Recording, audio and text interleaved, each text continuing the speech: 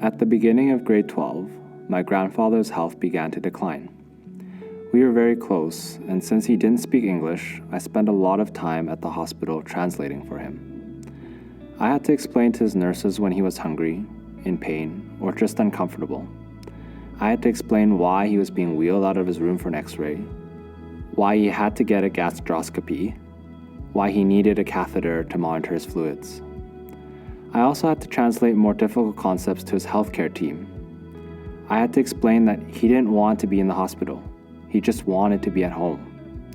I had to explain why his behavior seemed erratic at times.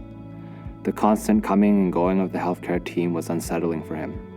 I had to explain why he sometimes didn't want to take his medications or do blood work.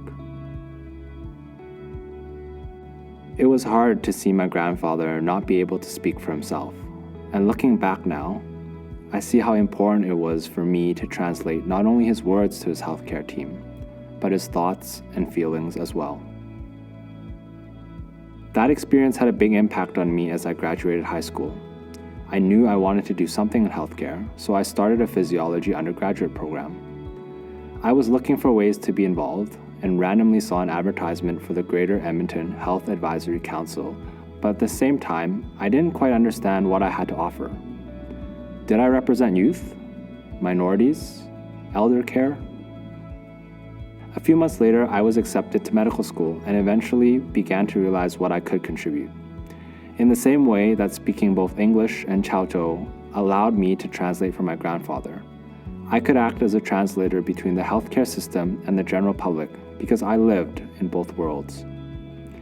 I am currently in my third year of medical school and continue to hone my skills as a translator of healthcare knowledge and awareness.